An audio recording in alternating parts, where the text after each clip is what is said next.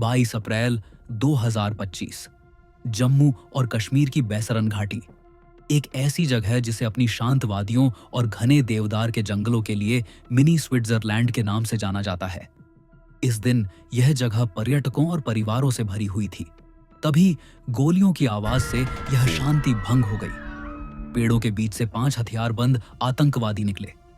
26 नागरिकों के लिए यह घाटी एक मौत का मैदान बन गई। यह कोई अचानक हुई हिंसा नहीं थी, यह एक सोची समझी क्रूर हत्या थी। बचे हुए लोगों ने बताया कि हमलावर एक ठंडे मकसद के साथ आगे बढ़ रहे थे, पहचान पत्र देख रहे थे, लोगों को उनके धर्म के आधार पर अलग कर रहे थे और फिर गोलियां चला रहे थे। यह कश्मीर में पिछले 2 दशकों में नागरिकों पर हुआ सबसे क्रूर हमला था। यह एक ऐसा कृत्य था जिसे सिर्फ मारने के लिए नहीं, बल्कि 1 अरब से ज्यादा लोगों के देश में सदमे की लहर भेजने के लिए रचा गया था। एक बहुत कम पहचाने जाने वाले समूह, द रेजिस्टेंस फ्रंट, जिसे कुख्यात लश्कर-ए-तैयबा का मुखौटा माना जाता है, ने कुछ समय के लिए इसकी जिम्मेदारी ली और फिर मुकर गया, जिससे पीछे केवल भ्रम और खौफ रह गया।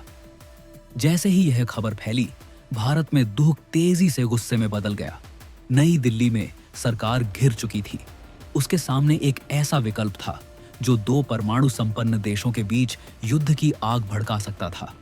सवाल सिर्फ यह नहीं था कि यह किसने किया, बल्कि यह था कि भारत आगे क्या करेगा। इसके बाद जो हुआ वह एक ऐसी श्रृंखला थी जिसने 2 देशों को एक विनाशकारी युद्ध के कगार पर खींच लिया।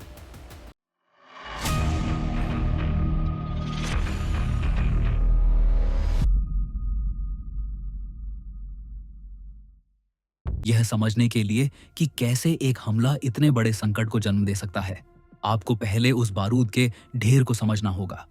कश्मीर 75 सालों से यह क्षेत्र भारत और पाकिस्तान के बीच केंद्रीय संघर्ष रहा है। 1947 में ब्रिटिश भारत के विभाजन के बाद से वे इस पर कई युद्ध लड़ चुके हैं।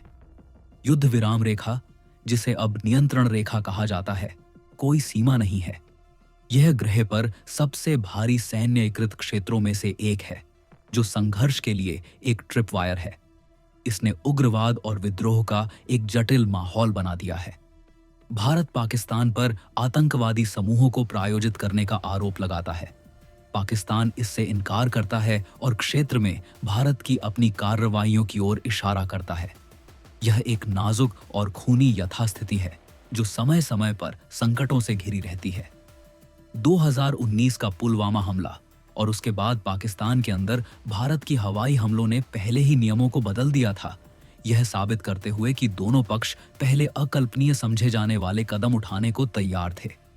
बैसरन घाटी में हुए हमले को सिर्फ एक और घटना के रूप में नहीं देखा गया। भारत में कई लोगों के लिए यह ऐसा महसूस हुआ जैसे आखिरी सीमा लांघ दी गई हो। कुछ ही घंटों के भीतर भारत की राजनयिक प्रतिक्रिया तत्काल और गंभीर थी। 23 अप्रैल को सुरक्षा पर कैबिनेट समिति ने अपने निर्णय लिए। कई पाकिस्तानी राजनयिकों को निष्कासित कर दिया गया। अटारी वाघा सीमा, जो दोनों देशों के बीच नाजुक कड़ी का एक प्रमुख प्रतीक है, को सभी व्यापार और यात्रा के लिए सील कर दिया गया। पाकिस्तान की प्रतिक्रिया भी वैसी ही थी। उसने किसी भी तरह की सरकारी भागीदारी से इनकार किया। जैसे को तैसा की तर्ज पर भारतीय राजनयिकों को निष्कासित कर दिया और एक अंतर्राष्ट्रीय जांच की मांग की। 48 घंटों से भी कम समय में इस क्षेत्र को एक असहज शांति में रखने वाले राजनयिक संबंध टूट चुके थे। पर्दे के पीछे भारत में जनता का गुस्सा बहुत ज्यादा था। हमले की सोची समझी क्रूरता, छुट्टियां मना रहे लोगों को निशाना बनाना और उन्हें उनके धर्म के आधार पर मारना ने एक आग भड़का दी थी। बदले की मांग कर रहे एक राष्ट्र का सामना करते हुए सरकार ने वादा किया कि दोषियों को न्याय के कटघरे में लाया जाएगा। दुनिया घबरा कर देख रही थी। अंतर्राष्ट्रीय समुदाय की संयम की अपीलें युद्ध के नगाड़ों के सामने फीकी पड़ गईं। संचार लाइनें कट जाने और बयानबाजी बढ़ने के साथ उपमहाद्वीप खुले संघर्ष की ओर बढ़ रहा था। 15 दिनों तक इस क्षेत्र में एक तनावपूर्ण चुप्पी छाई रही। फिर 7 मई 2025 की रात को भारत ने अपना जवाब दिया। इस मिशन को ऑपरेशन सिंदूर कोड नेम दिया गया था। यह पिछली सर्जिकल स्ट्राइक की पुनरावृत्ति नहीं थी। यह 9 प्राथमिक ठिकानों पर मिसाइल और हवाई हमलों की एक समन्वित लहर थी। भारतीय अधिकारियों ने कहा कि हमलों का उद्देश्य पाकिस्तान प्रशासित कश्मीर के अंदर जैश-ए-मोहम्मद और लश्कर-ए-तैयबा जैसे आतंकवादी समूहों के बुनियादी ढांचे को निशाना बनाना था। हालांकि कुछ रिपोर्टों ने सुझाव दिया कि हमले अंतर्राष्ट्रीय सीमा के पार भी हुए थे। यह एक जानबूझकर की गई वृद्धि थी जो सीमाओं को धकेल रही थी, लेकिन पाकिस्तान के मुख्य क्षेत्र पर हमला करने से बच रही थी। इस ऑपरेशन ने नई भारतीय सैन्य क्षमताओं का प्रदर्शन किया। पर्यवेक्षकों ने नियंत्रण रेखा के पास के लक्ष्यों के लिए लंबी दूरी की सटीक तोपखाने और सशस्त्र ड्रोन के उपयोग पर ध्यान दिया, जबकि उन्नत लड़ाकू विमानों ने अंदर के गहरे ठिकानों पर हमला किया। पाकिस्तान की सेना ने तुरंत जवाबी कार्रवाई की। उसने दावा किया कि भारतीय हमलों ने नागरिक क्षेत्रों को निशाना बनाया है और हताहत हुए हैं। फिर उसने घोषणा की कि उसने भारतीय सैन्य प्रतिष्ठानों के खिलाफ अपने जवाबी हमले शुरू कर दिए हैं। 4 दिनों तक 7 मई से 10 मई तक दोनों देश दशकों में अपने सबसे तीव्र सैन्य आदान प्रदान में उलझे रहे। नियंत्रण रेखा पर तोपखाने की लड़ाइयां छिड़ गईं। यह एक भयानक झलक थी कि यह नियंत्रित संघर्ष कैसे एक पूर्ण पैमाने पर युद्ध में बदल सकता था। जबकि सेनाएं गोलीबारी कर रही थीं, भारत का संकल्प अडिग था। ऑपरेशन सिंदूर इतना तीव्र और विनाशकारी था कि इसने पाकिस्तान के सैन्य और राजनीतिक नेतृत्व को हिलाकर रख दिया। 4 दिनों के लगातार और सटीक भारतीय हमलों ने न केवल आतंकी बुनियादी ढांचे को नष्ट कर दिया, बल्कि पाकिस्तान की जवाबी कार्रवाई करने की क्षमता पर भी भारी असर डाला। भारी सैन्य और आर्थिक नुकसान का सामना करते हुए और किसी भी सहयोगी के हस्तक्षेप के लिए तैयार न होने पर पाकिस्तानी प्रतिष्ठान को एहसास हुआ कि वे इस बढ़ते संघर्ष को और बर्दाश्त नहीं कर सकते। इस्लामाबाद ने तनाव कम करने के लिए हताशा में रास्ते तलाशने शुरू कर दिए।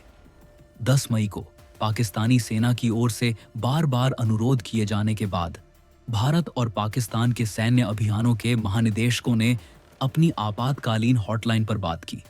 यह कोई बातचीत नहीं थी। यह पाकिस्तान द्वारा भारत की शर्तों पर युद्ध विराम के लिए एक दलील थी। भारत अपने उद्देश्यों को प्राप्त करने के बाद शत्रुता समाप्त करने पर सहमत हो गया। यह एक ऐसी जीत थी जो युद्ध के मैदान और कूटनीतिक टेबल दोनों पर जीती गई थी।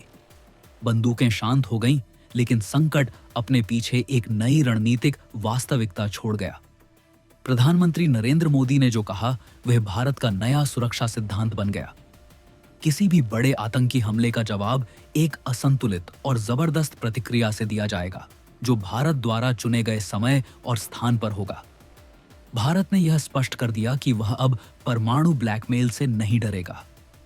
ऑपरेशन सिंदूर इस नीति का पहला और सफल प्रदर्शन था, जो दुनिया को भारत की नई रणनीतिक स्वायत्तता का संदेश दे रहा था। लेकिन कहानी का एक हिस्सा अनसुलझा रह गया। 5 हमलावर।